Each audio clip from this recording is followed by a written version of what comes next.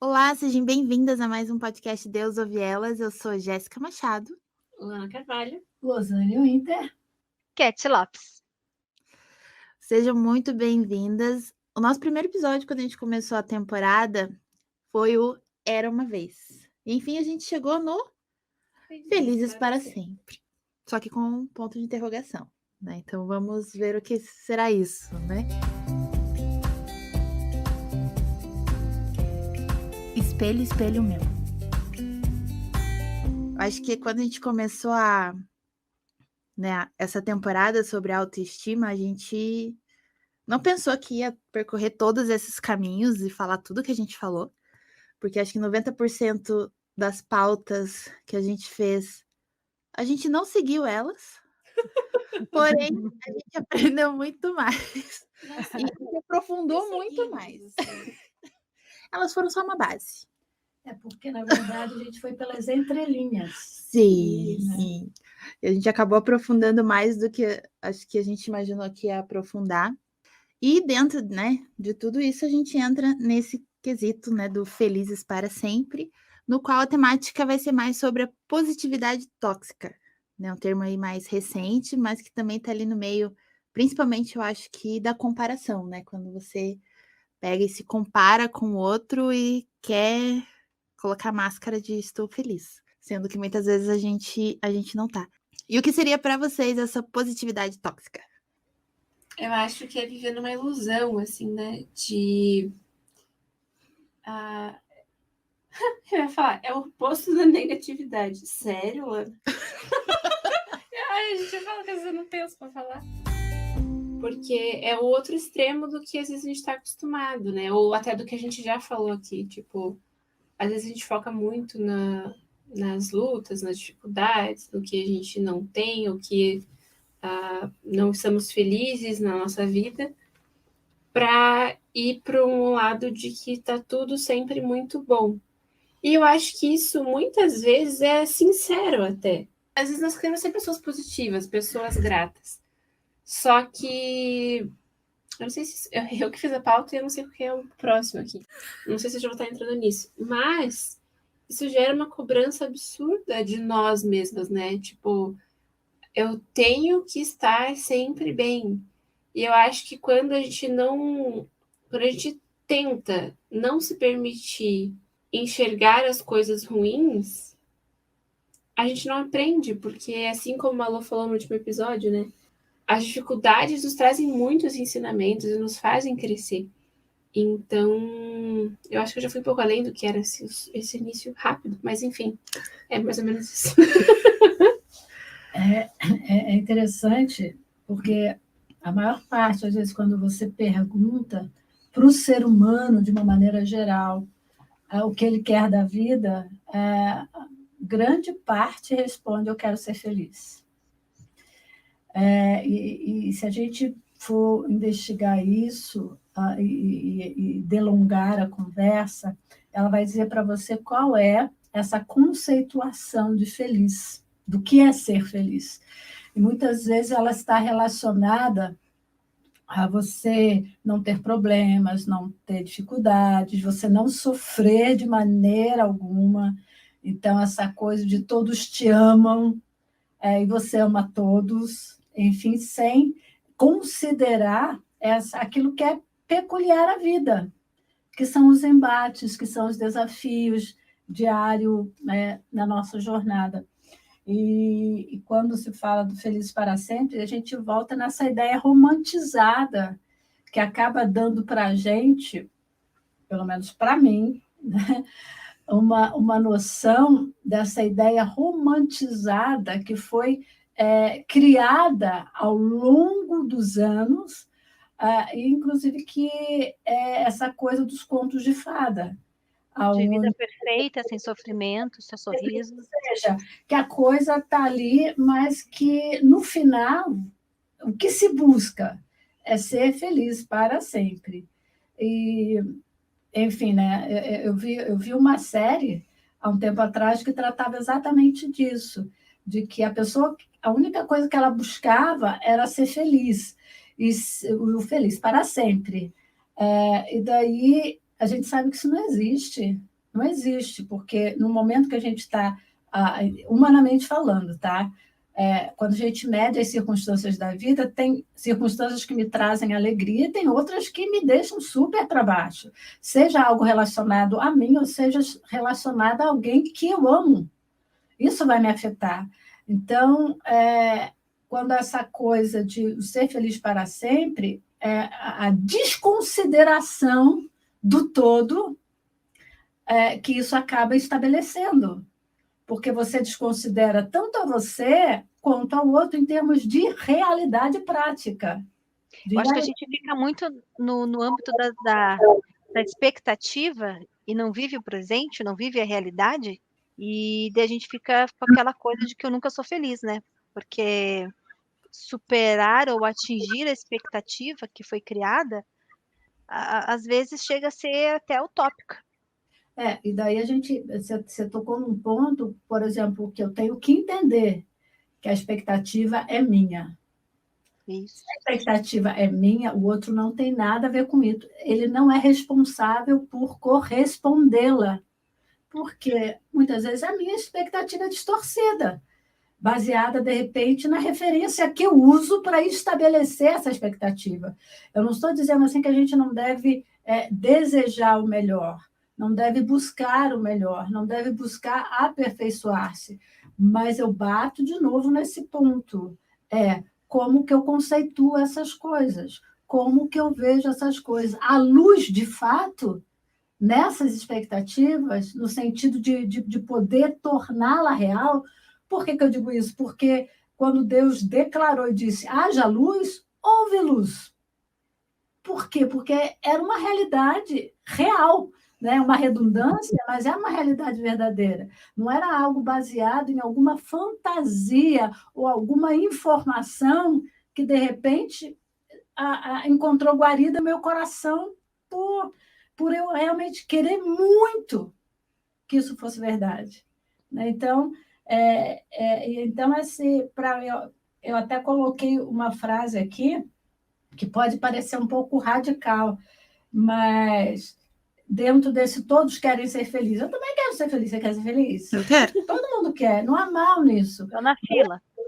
Então, e todos têm o direito de desejar isso. A grande questão que fica é amparado em quê, motivado por quê, ou por quem, e também a fonte, né, que pode realmente tornar isso realidade. Então, eu parto do princípio que é ser feliz. E daí, eu coloquei assim, todos querem ser felizes, né? Desde que isso seja responsabilidade do outro. Por quê? Porque, às vezes, eu não quero trabalhar aquilo que eu mesmo tenho como objetivo de vida. Para mim, isso chama muito a atenção, de que você está sempre colocando sobre o outro essa responsabilidade. E obviamente, isso Deus entra nesse círculo também, né? Porque muitas pessoas acabam aderindo à fé nessa expectativa de que eu quero ser Agora feliz. eu vou ser feliz. Agora eu vou ser feliz porque Deus vai me dar tudo o que eu quero. Eu digo o seguinte, Deus sempre vai lhe dar tudo o que você precisa. Tudo. Porém, ele não vai nutrir disfuncionalidades. É aí que entra o Espírito, melhor dizendo, é aí que entra o Espírito de Deus, obviamente, no convencer, mas é aí que entra a Bíblia como espelho, aonde, à medida que você começa a ler e a reflexionar a respeito, ela vai descortinar o teu coração, ela vai descortinar as suas motivações e vai dizer assim, como você está e o que você precisa. E muito disso você vai perceber que existe o sobrenatural de Deus atuando, sim, mas também, ao mesmo tempo, te desafiando a adotar determinados passos que realmente vai te conduzir àquilo que você necessita. Então, tem muitos momentos na nossa vida nesse do ser feliz que tem a ver com essa parceria entre o Espírito de Deus, a própria presença de Deus, e também a minha disposição, a minha determinação em escolher de tornar prático na minha vida aquilo que ele tem me ensinado. E aproveitar o gancho assim dessa parte que você disse, nós queremos ser felizes desde que essa felicidade venha do outro. E puxando para um exemplo prático, assim, no meu caso, no meu casamento, eu sempre imaginava, assim, a expectativa do felizes para sempre, né? Que quando eu casasse, meu marido sempre teria várias surpresinhas para mim. Então, um dia ele ia aparecer com uma flor, outro dia ia aparecer com um chocolatinho, outro dia ia me levar num lugar surpresa e coisas assim. E no dia a dia as coisas são bem diferentes, né, gente? E aí, esses tempos eu estava pensando, eu estava, poxa vida, né, mas só queria ganhar uma florzinha, né? Queria ter, tipo, um final de semana, assim, com uma programação especial. Só que daí eu reparei que eu estava esperando que ele fizesse isso. E daí eu estava meio chateada, meio frustrada da rotina, porque... Ai, eu exponho umas coisas aqui, né? Mas também, é para ajudar as pessoas. Mas eu estava frustrada por não conseguir sair da rotina, mas ao mesmo tempo eu não estava fazendo absolutamente nada para mudar essa rotina. Chegava o fim de semana, fazia as mesmas coisas de sempre, e eu às vezes pensando, poxa, a gente podia ter feito alguma coisa, né? Mas eu não mexia um dedo para mudar aquilo. E não só da rotina, né? Tipo, essas coisinhas assim. Isso é algo bem recente mesmo. E aí, esses, tipo, poucos dias depois, assim, de pensar sobre isso e tal, a gente até conversou disso, outras questões, enfim. E aí eu falei, tá, então eu vou fazer uma coisinha. E daí eu fui, no caso, o dia que a gente tá gravando isso eu ainda não fiz, mas quando vocês ouvirem eu já terei feito. Então, tipo, eu vou preparar uma jantinha especial, que, tipo, a gente gosta disso. Então eu fui na açougue, comprei uma carne que ele gosta, aí comprei macarrãozinho. Ele ainda não sabe o que é macarrão, mas até que vocês ouvirem já vai saber o que é macarrão. Então, tipo, coisinhas que parecem tão bobas, né? Tipo, mas que foi algo que eu planejei e eu fiz acontecer. E foi um momento, se Deus quiser, um momento muito gostoso. Ainda não sei, pode ser que não seja, né? Mas será? Porque você também encontrou satisfação no preparar. Se Sim. doar também é prazeroso. Enfim, continue. Desculpa te cortar. E daí isso me chamou muita atenção, assim, porque é algo que eu realmente estava vivendo até pouquíssimo tempo. Eu falei, nossa, eu queria que acontecesse alguma coisa e tal, mas eu também não estava fazendo nada para trazer uma surpresinha, para trazer um agradinho, assim, para ele. É lógico, esse é o contexto de um casamento, mas a gente pode aplicar isso, né, em todas as áreas da nossa vida, assim. É que nem a Cat, né, comentou que te deu satisfação. Satisfação é um dos conceitos dentro do dicionário de felicidade, né? Você se sentir satisfeito. Então, tipo... É uma coisa interessante, Lana, você tocar nesse aspecto de relacionamentos, que me fez lembrar uma vez uma palestra que eu assisti e que tem muito a ver com isso. Se eu não me engano, foi uma palestra que o Greg Hill, lá da Universidade da Família, ele trouxe sobre falando dessa expectativa, principalmente em relação a relacionamentos. E ele deu esse exemplo, gente, que eu nunca mais esqueci. Olha que isso faz tempo, hein?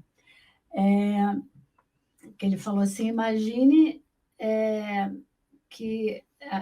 uma pulga assim idealizando e imaginando um cachorro que poderia fornecer tudo para ela, né?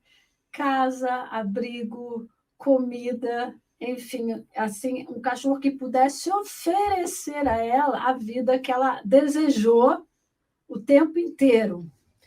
E, obviamente, diante desse objetivo de vida, nessa busca de sentido, seria encontrar esse cachorro. E um dia, ela, assim, trafegando pelas ruas da cidade, né? Assim, trafegando, não, pulando, né? De rua em rua da cidade, ela encontra esse cachorro. Imagina só, né? Aquele vislumbre, assim, tipo o príncipe encantado, né? Assim, que não fez os balanços, assim, em vez do cabelo loiro balançar, foram os pelos. Né? Então, imagine, e daí ela vai de encontro, né? Ou melhor, vai ao encontro da realização desse seu sonho, dessa sua expectativa. Muito bem. E aí os dois se encontram. E na convivência, exatamente isso, Lana. Essa pulga, ela começou a perceber que a coisa não estava saindo da maneira como ela idealizou, né? Nessa ideia romantizada, porque era uma fantasia que não conduzia com a realidade. E daí, por fim, o que ela descobriu? Que esse cachorro que ela encontrou e que idealizou era tão pulga quanto ela. Ou seja, e daí cai nisso, né? De eu projetar uma felicidade no outro que ele não é capaz de me fornecer, porque ele é tão carente, é tão necessitado, vou colocar, né? Se bem que isso é redundante, como eu. Então, como que a gente precisa ter esse olhar e ter esse cuidado no sentido da realidade? Então, isso cai, para mim, dentro também dessa positividade tóxica, onde existe uma idealização só do bom, daquilo que eu quero, daquilo que eu preciso, daquilo que eu busco, que me distancia da verdadeira realidade. E quando eu nego essa realidade, eu também estou negando o outro. Né? E, ao mesmo tempo, responsabilizando o outro se isso não acontece. E como a gente já foi dito que eu gosto muito dessa coisa do conceito, basta dizer por que positividade tóxica. É legal a gente ter bons pensamentos, a gente ser otimista em determinadas coisas, com certeza, mas dentro dos limites que realmente nos permitam lidar com a realidade de maneira adequada. Né? Porque aquilo que é tóxico é algo que me faz mal, é algo que me envenena, é algo que compromete a minha saúde. E se a gente pode ampliar, não só assim a minha saúde física, mas a minha saúde emocional e também espiritual. Por que eu digo espiritual? Porque tem muita gente dentro desse positivismo tratando Deus como o gênio da lâmpada. Gente, vamos combinar, vai ser frustrante, não vai? Na nossa experiência, a gente sabe que não é assim. Como eu já disse anteriormente, Deus, ele realmente é provedor, com certeza, dentro daquilo que eu preciso, dentro daquilo que eu necessito, né? Tanto para lidar comigo, como para lidar com o outro, e também para me relacionar com ele. Mas ele não vai nutrir disfuncionalidade. O que ele vai fazer é me confrontar para que eu possa ser liberta de determinados apegos, de determinadas disfunções ou distorções, para que eu possa me encontrar neste lugar aonde ele tem preparado para mim, que é nele mesmo, e também para que a gente saia desses extremos, ou negativismo ou positivismo, e a gente viva, de fato, no equilíbrio, que seria a postura ideal para a gente. Eu acho que até um outro lado do positivismo é não só idealizar algo perfeito e depois, né, ter essa quebra de realidade, mas também quando você está em uma situação tóxica, mas você tem um positivismo exagerado de que aquilo você vai negligencia funcionar. O que você está vivendo e sentindo naquele momento. Sim, né? Por exemplo, voltando para os exemplos aqui de relacionamento. Às vezes a pessoa está num relacionamento muito ruim, que faz muito mal para ela, mas a pessoa quer tanto acreditar naquilo que ela vai ter um positivismo exagerado, tipo, não, isso aqui tá ótimo, perfeito, e acaba negando a realidade dos fatos de que é uma situação ruim. E eu acho que esse tipo de situação também envolve praticamente tudo que a gente falou na temporada, né? Porque se você tem o autoconhecimento, você vai entender que aquilo de fato não te faz bem. Se você tem autoestima saudável e o amor próprio, você vai entender que aquilo não te faz bem. Então, e para você ter tudo isso, você precisa estar em conexão com Deus. Então, são todas essas conexões aí que em todos os episódios a gente acaba fazendo, porque, né, são de fato todas conectadas. Mas acho que esse lado também é importante a gente falar, né? Porque é o positivismo da idealização e também o positivismo da negação, né? Tipo, isso aqui tá ruim, mas não tá ruim. Vai dar certo. aquela coisa, né? O copo tá meio cheio, meio vazio. Né? É você entender as suas emoções, mesmo aquelas emoções que a gente julga ruim, elas são boas pra gente. Porque elas vão te dar um limite até onde você pode ou não ir. Tem uma... eu até anotei aqui a opinião, né? Já não é minha opinião, mas eu concordo, né? Embora quem seja eu na fila do pão, mas uma psicóloga britânica chamada Sally Baker, ela diz o seguinte a respeito desse assunto, desse tema. O problema com a positividade tóxica é que ela é uma negação de todos os aspectos emocionais que sentimos diante de qualquer situação que nos represente um desafio. É desonesto em relação ao que somos permitir-nos apenas expressões positivas. Negar constantemente tudo que é negativo, que sentimos em situações difíceis, é exaustivo e não nos permite desenvolver a resiliência, que é a capacidade de nos adaptarmos às situações adversas. Então, isso nos isola de nós mesmos, de nossas verdadeiras emoções. Nós nos escondemos atrás de positividade para manter uma determinada imagem, ou até de nos manter longe da imagem que as outras pessoas criam de nós mesmos. Então, a gente entra nessa vibe, né, de que é tudo legal, de que é tudo jóia, que tudo vai dar certo, né? E até a gente vê esses jargões, inclusive no nosso meio, gente, no nosso meio, realmente como de não permitir o sofrimento, de não se permitir o momento que você está vivenciando aquela emoção e vai negando, só que o fato de você negar não torna inexistente. Eu acho que quando se a gente entra nesse lugar de só negar o sofrimento, só negar a tristeza, a gente também acaba deixando de ter empatia pelo próximo. Exatamente. Porque a gente está diminuindo esse sofrimento. E essa conversa toda me faz lembrar daquela animação Divertidamente, que nós até estávamos comentando antes de iniciarmos, onde nós temos ali as cinco emoções básicas, né? E você vê a alegria sempre com essa positividade, né? Onde ela olha para a tristeza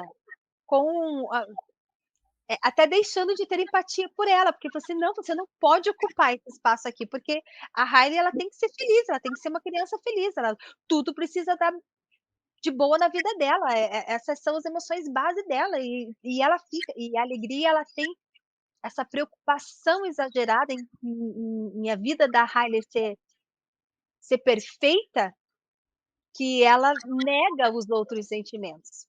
Aí vem todo o enredo, né, e a animação mostra quanto um sentimento está correlacionado ao outro, quanto nós precisamos vivenciar todos eles. Isto é saudável.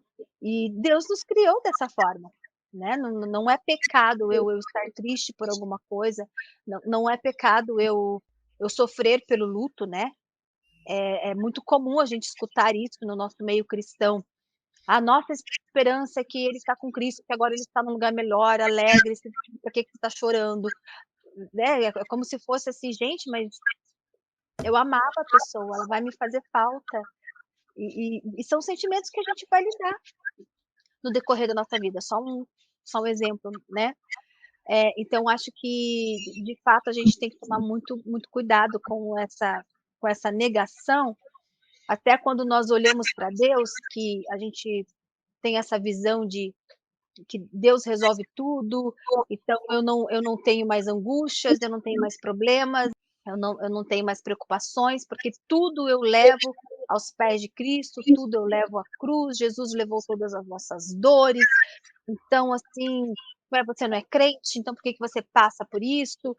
A gente tem que tomar o cuidado de não levar isso por um caminho perigoso de interpretação e acabar negando tudo isso que faz parte da nossa vida.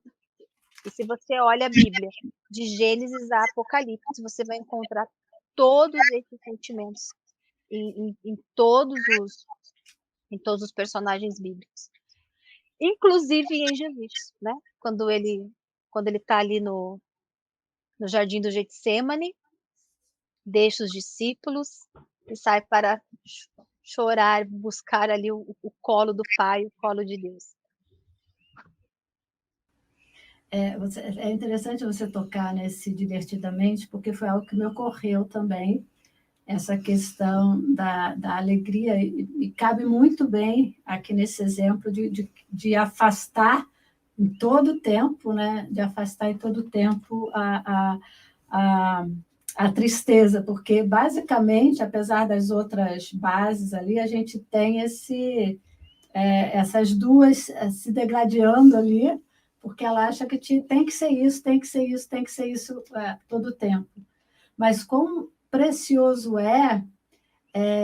no momento em que ela tenta evitar tanto, né? A alegria tenta evitar tanto aquilo que ela considera negativo, que elas caem numa roubada. Mas nessa roubada, vou usar esse termo assim, né? Já que elas acabam se enveredando por aquilo que não deveria ser, isso também permite um contato com a realidade, do que a tristeza como elemento no crescimento e na jornada, o quanto ela é necessária. E a gente pode ver a mudança de perspectiva aí, quando ela vê, então, quando lá aquele amigo imaginário, e ele não queria sair do lugar, não queria sair daí, e naquela animação, vamos, tentando de todas as formas, e a tristeza vem simplesmente e se coloca do lado, e depois ela diz, mas como que você conseguiu fazer isso? Nada, ele estava triste, então só fui empática, né? Então tem tudo isso a ver, e como isso muda o nosso olhar, então, como lá mais para o final, lá no enredo, vem essa coisa de que esse equilíbrio no reconhecimento da importância de uma coisa e outra é que traz, de fato, o experimentar dessa alegria, o experimentar desse crescimento e dessa vida, né? Ao mesmo tempo que e tem uma cena muito forte nesse filme, aonde a ausência da alegria, a ausência da tristeza, meio que sufoca todas as emoções, ou inibe todas as emoções, ou seja, ela se torna... Elas ficam sem saber o que fazer, como agir, né? Elas perdem o controle. Exatamente, uma pessoa rígida não tem mais o que fazer, não tem mais o que fazer. E o que traz a recuperação, até para que né, no caso, a Hayley possa experimentar de volta o sentido da vida, a alegria, exatamente é o toque da tristeza, que é a única que consegue remover e reverter, de certa forma, o quadro que havia se estabelecido, porque se tomou uma medida, ou seja, na ausência dessas emoções. Então, eu sei que a gente não está discutindo de filme aqui, mas são exemplos assim muito interessantes quando a gente está falando de emoção, porque uma das coisas que o positivismo tóxico, exagerado, como já foi dito, ela vai buscar fazer exatamente é inibir todo o resto. É inibir todas essas emoções, é negar tudo a ponto e criar uma imagem, uma ilusão que fatalmente, em algum momento, vai ruir. E isso é fato. E isso é fato. E tem um pensamento que diz que o fato de você querer evitar o sofrimento é o próprio sofrimento, porque vai exigir de você um esforço muito maior de fugir de uma realidade que você não tem como mudar. Não tem. Não, realmente não tem. Né? O que nós podemos fazer diante de determinadas circunstâncias é escolher como que nós vamos lidar e vivenciá-la, porque a gente pode vivenciá-la com Deus ou sem Ele, baseado na referência e tal, coisa e tal. Mas, quando você cita a questão do Getsêmani, e tem outros exemplos ali onde Jesus demonstra as emoções dele, a própria morte de Lázaro, mesmo sabendo que ele reverteria o quadro. Ele chorou a perda do amigo. Ele poderia ter falado, não, vamos lá. Ele falou para Maria, né? Se creres, verá. A glória de Deus, né? Mas, assim... Mas ele não chega como superstar, né? De, não, calma, cheguei, vou resolver, alegrem-se todos. Não fica assim. Não, aquilo toca ele como o homem que ele se tornou. Aquilo toca ele e ele se entristece. Enfim, né, gente? A gente percebe, a gente pode citar, se a gente olha para Jesus, por mais existe uma diferença, né? Nesse sentido de que nós não estamos falando assim, quando a gente fala da esperança em Deus, nós não estamos querendo mesclar ou cobrir nenhuma realidade, porque o próprio Cristo, quando ele começa a se despedir dos discípulos, e ele sabe que os discípulos vão sofrer, porque é uma convivência de 3 anos e uma convivência muito íntima. E lá, nessas palavras de despedida, e ele fala lá no versículo 33 de João 16, ele diz o seguinte: estas coisas, ele vai alertando sobre muitas coisas. Se você ler o Evangelho, você vai ver que ele está alertando sobre muitas coisas. E que, na nossa perspectiva, talvez alguns até fugiriam, como aconteceu, né? De alguns os largarem Jesus e apenas alguns perseverarem. Ele diz no versículo 33 assim, ó: estas coisas os tenho dito para que tenhais paz em mim. No mundo passais por aflições, mas tende bom ânimo, eu venci o mundo.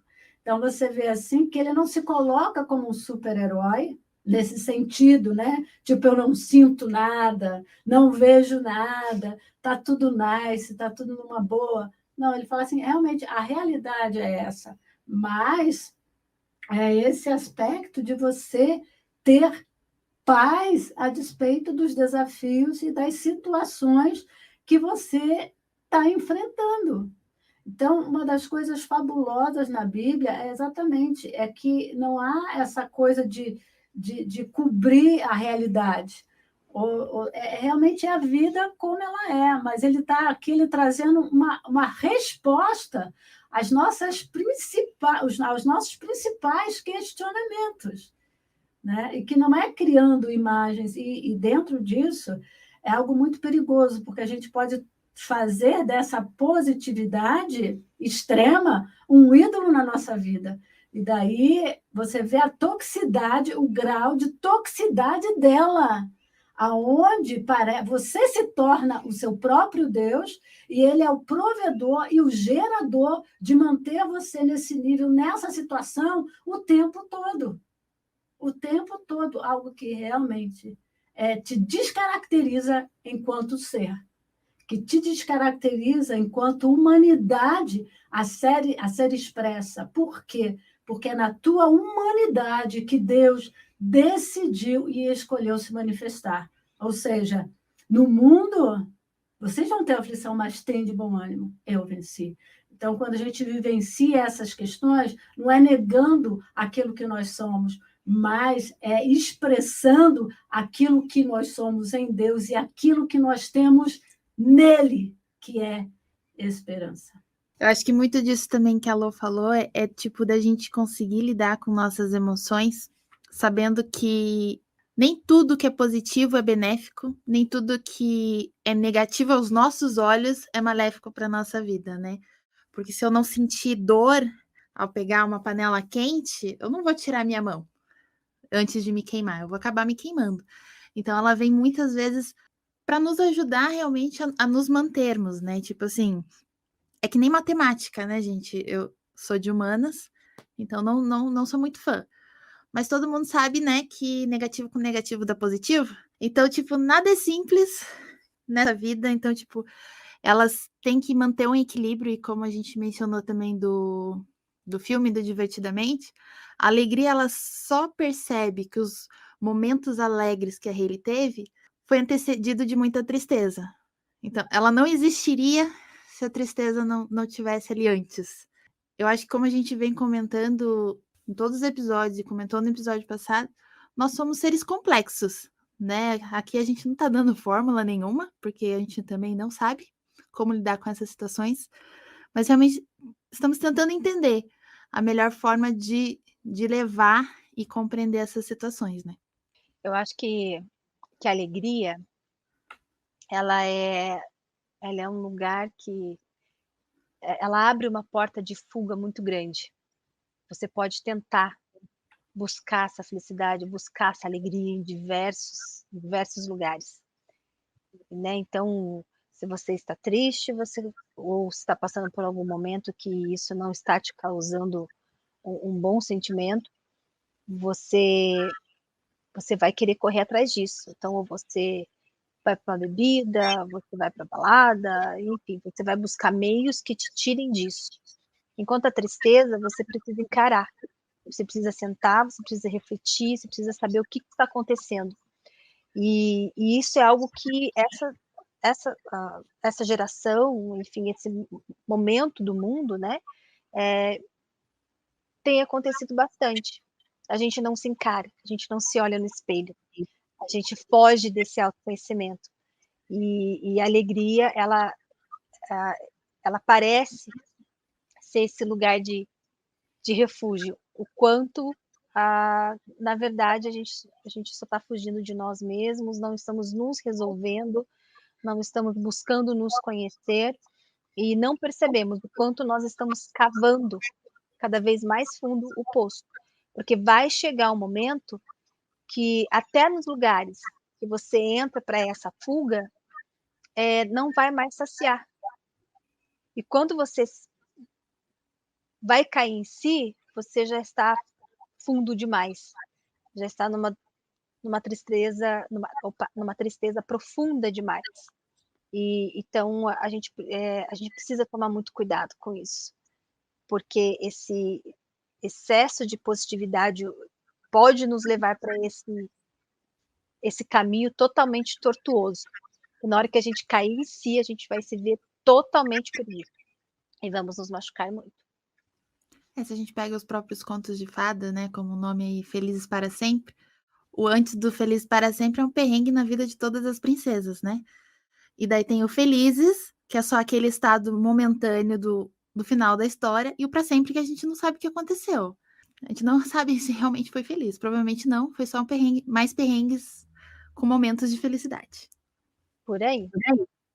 Tem um livro, que eu esqueci o nome, mas ele conta a experiência, um doutor que ele trabalhou numa colônia, né, com a hanseníase na Índia, e a hanseníase e a lepra. E uma das coisas que a lepra faz, que é muito cruel, eu diria, não só assim, o aspecto das deteriorações físicas, mas é que ela torna o ser insensível à dor.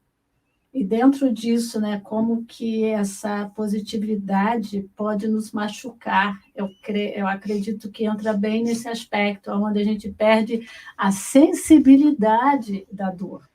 Porque a hanseníase, ela faz isso, aonde ela, vamos dizer assim, aonde ela se instala, aquela região ela se torna insensível.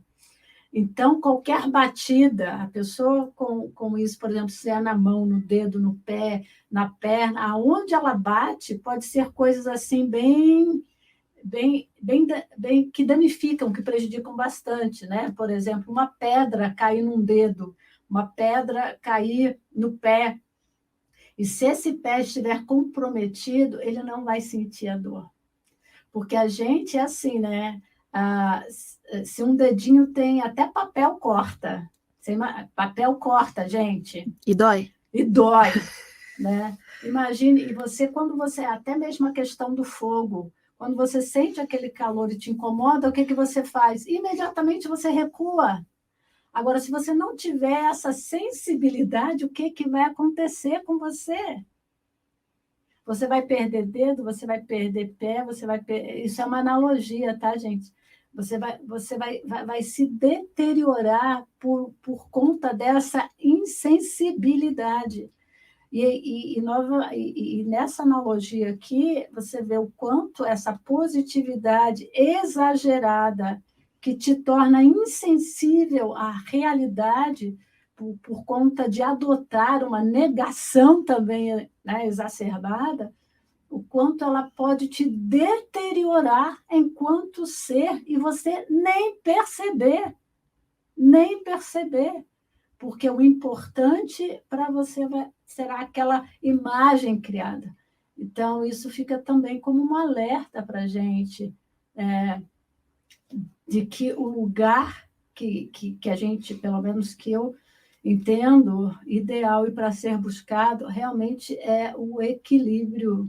É o equilíbrio, é ter esse discernimento, sim, é buscar discernir essas questões da realidade que nos cerca, né, que está aí a todo tempo, nos desafiando, e que é envolta com sofrimento, com dificuldades. E esses dias, foi semana passada, eu estava diante de Deus e falava assim, Deus, não chegou a ser como Paulo, né? Tipo, né? Tira o espinho, nada disso. Mas que, para mim, estava sendo super desconfortável. E eu cheguei diante de Deus e falei assim, dá um jeito de isso parar. Dá um jeito de isso parar, assim, de desconectar e coisa e tal. E a palavra que veio, porque para mim seria a solução ideal, né? É o deixar de sentir, né? Deixar de sentir aquilo que nos incomoda.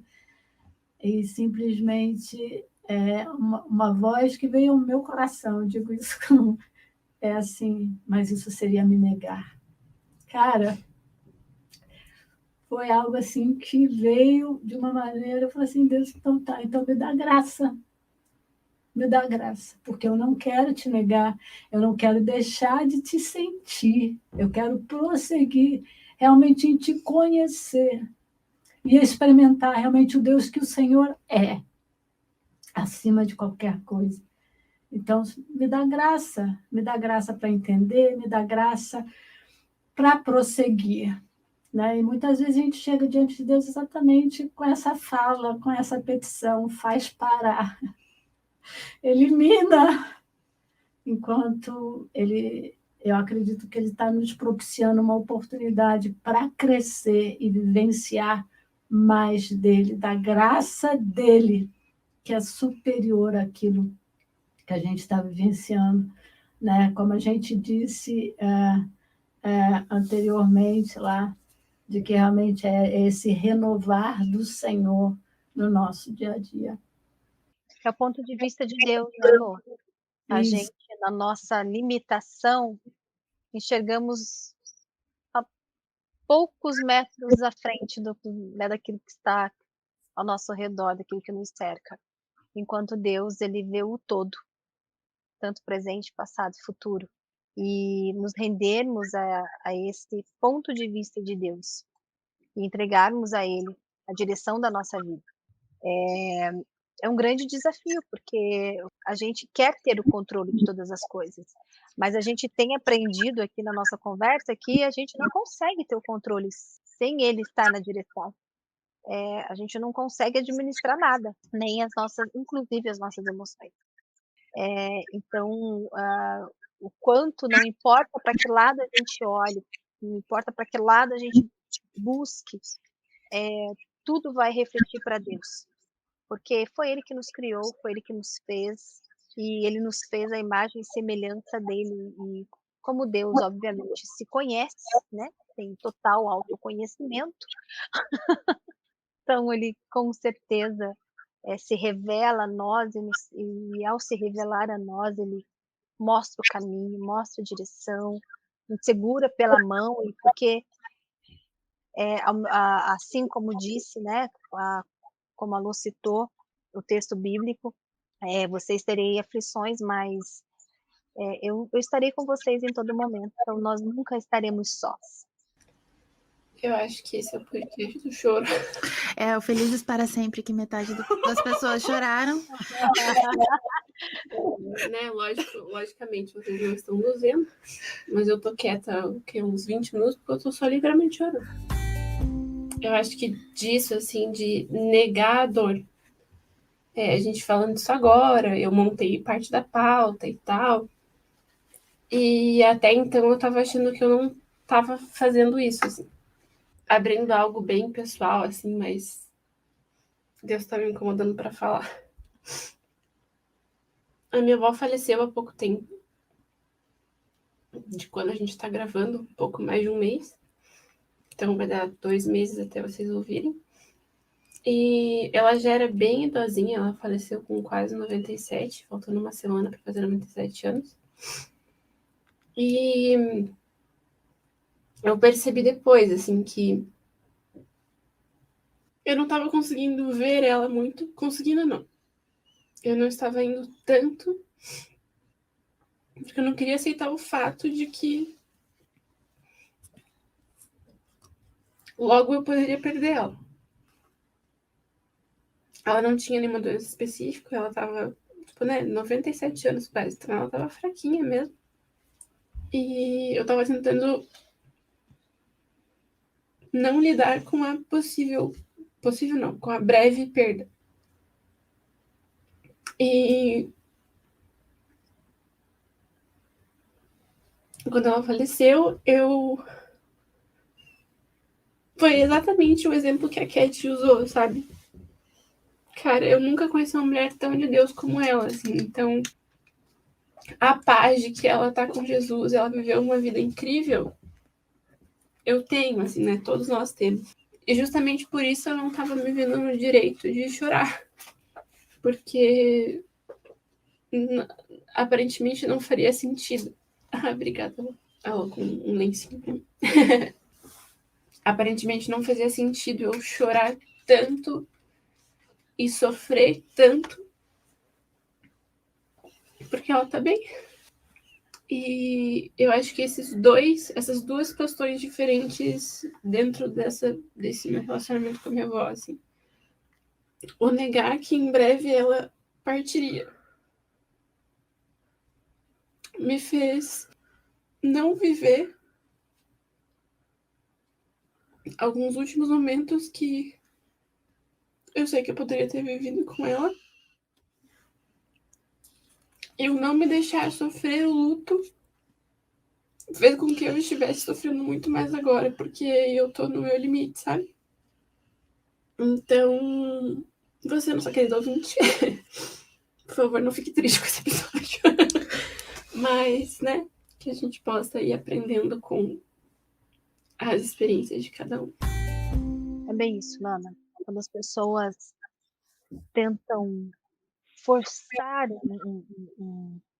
uma linha, uma porta, dizendo que nós temos que ser felizes a qualquer custo e que nessa felicidade não cabe nenhum tipo de sofrimento, e isso ele é dito de diversas formas. Tanto de forma literal, né? Tem algumas palestras de coaching assim que às vezes eu vejo relances assim nessas divulgações de YouTube, né?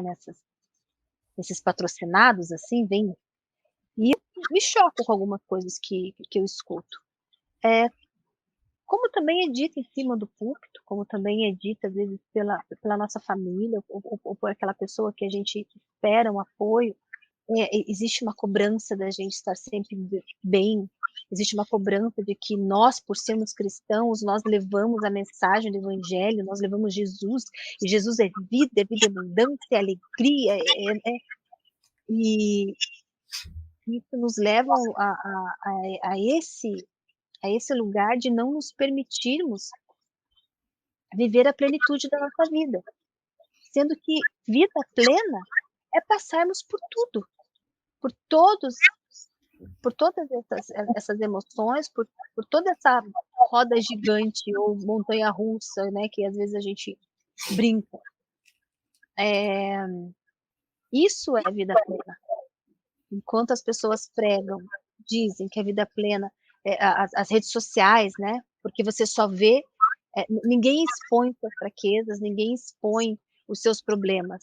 Então a gente é inundado só por sorrisos, só por flashes, fotos bem tiradas, o ângulo correto, lugares paradisíacos, tipo, a vida de todo mundo é perfeita. Isso nos sufoca, porque todo mundo quer viver aquilo. Quem não quer viver? E não é uma questão de ser ou não ser assim, né? É o nosso eu.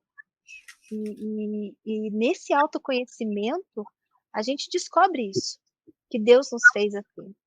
E vamos vivenciar tudo isso, porque faz parte da nossa vida plena. O único lugar que a Bíblia diz, onde não haverá mais dor, onde não haverá mais choro, onde não haverá mais tristeza, aonde nós teremos a restauração daquilo que Deus criou no Éden, é quando formos morarmos todos juntos na eternidade com Cristo. Esse é o único lugar onde nós não teremos mais nada disso. Enquanto estamos aqui na Terra, todos esses sentimentos fazem parte da nossa vida. E quanto mais a gente reconhece isso, e com a ajuda de Deus, né, de Jesus, Espírito Santo, como nós conversamos em toda essa temporada,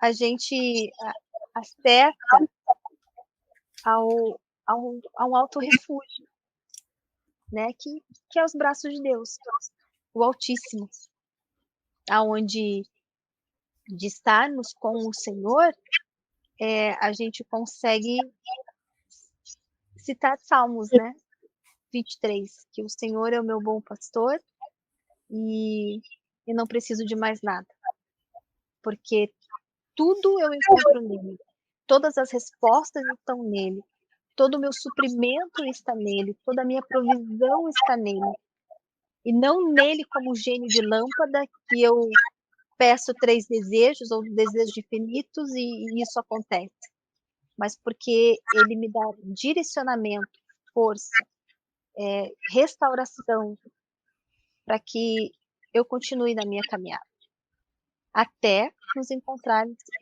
e vivermos juntos eternamente, porque lá será o nossos felizes para É interessante você citar Salmos, porque eu estava pensando exatamente em Salmos, enquanto a Alana falava, ou melhor, compartilhava, que exatamente isso, Salmos é a alma escancarada, porque você vê ali você vê angústias, você vê alegria, você vê questionamentos, você vê medo, você vê assim o desgostar de algumas coisas, enfim, o desgosto, né? Mas em todas essas expressões nos Salmos, 2 coisas que sempre me chamaram muito a atenção e que às vezes a gente tenta negar. Uma é que é aquilo que Paulo mesmo expressa, né? Graças a Deus sou o que sou, onde esse virar a alma do avesso e dizer eu estou dessa forma, eu estou desse jeito, e o fato dessa confissão diante de Deus não diminuir quem ele é. E às vezes a gente vive debaixo de uma pressão de que assim, é uma distorção de crença, ou melhor, uma crença estabelecida de que se eu disser que eu estou triste, se eu chorar, se eu disser que, de repente, questionar por que está acontecendo determinadas coisas, eu estou denegrindo a imagem de Deus. Eu estou denegrindo ou diminuindo a imagem de Deus para mim. Isso é um engano, porque toda vez que eu tenho a liberdade de chegar diante de Deus, diante do meu Senhor, do meu amigo, do meu pastor, e assim derramar o meu ser diante dele, eu estou realmente considerando além de todos os demais, porque eu estou buscando nele o consolo, a paz, né? E de repente, não a resposta, mas apenas o companheirismo, que naquele momento apenas ele pode me dar. Então, isso para mim é algo fantástico. Acho que eu já comentei num dos episódios de oração que descobri, ele sempre esteve ali, tá?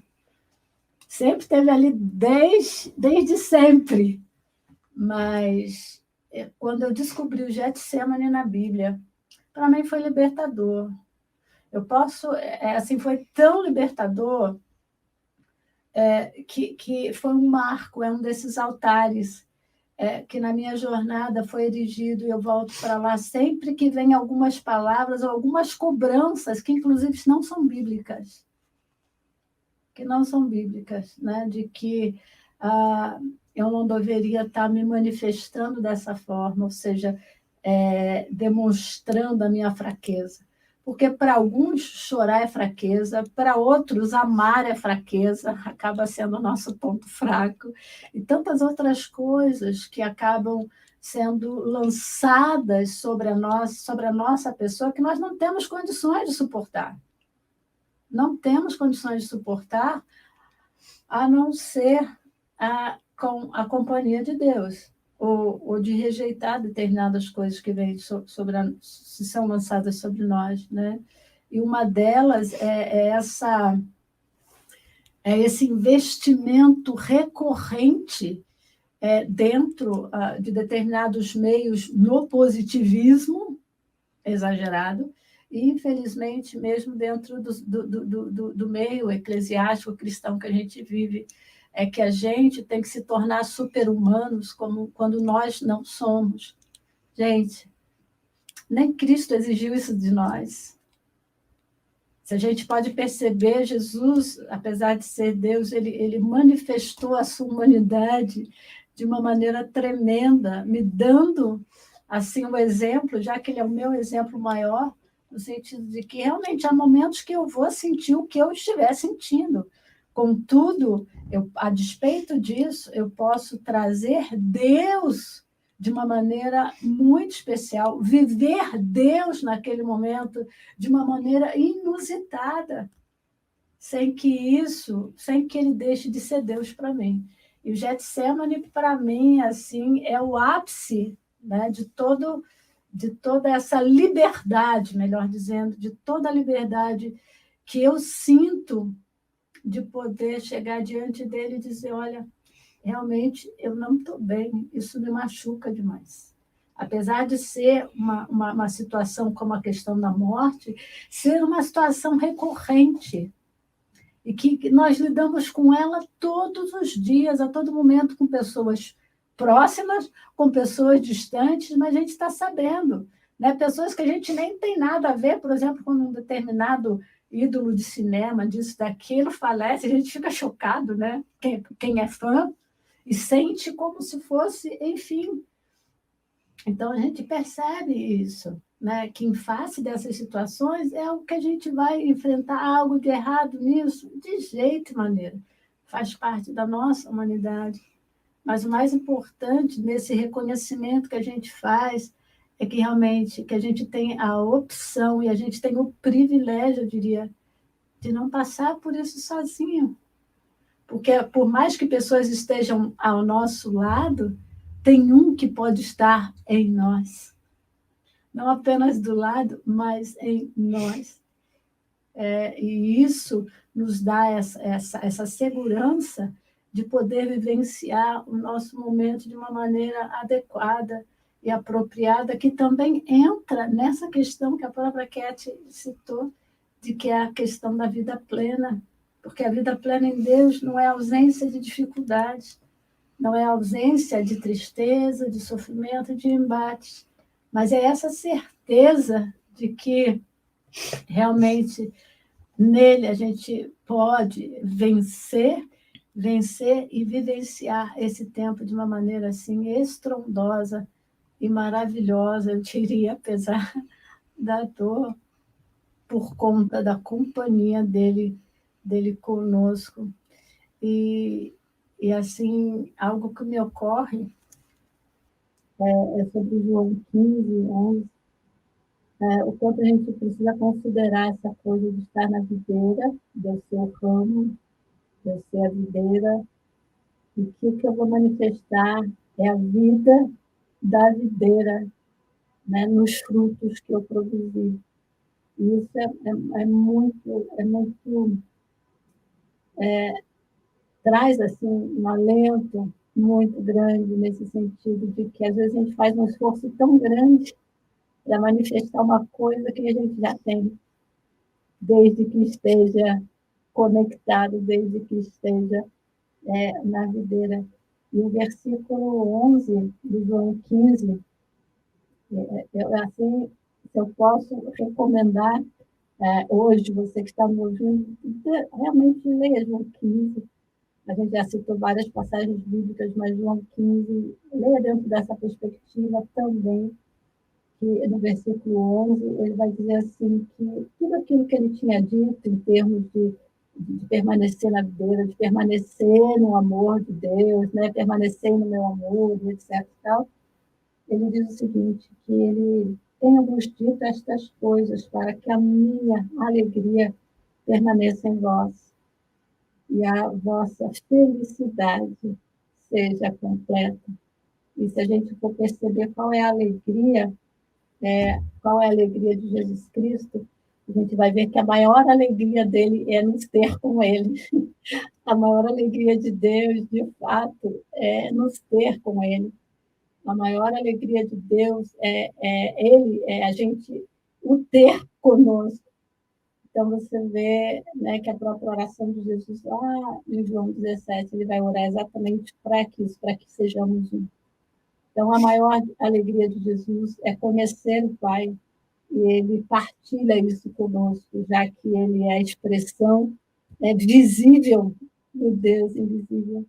A gente tem aí uma direção tremenda para a gente meditar, para a gente refletir e realmente encontrar nele essa felicidade que a gente tanto tem buscado em caminhos que têm sido ilusórios, de certa forma ilusórios. Eu acho que o que fica é não apenas corramos para nós felizes para sempre, mas para aquele, né, que está conosco até a consumação dos séculos. Lembrando você, nossa Ventinha, daqui 15 dias, fique ligada, teremos o Deus Vê Elas, onde você estará nos vendo.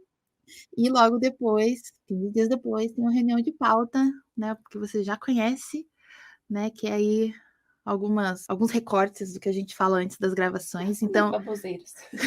Relevantes. São várias coisas relevantes. Né? Mas esse, né?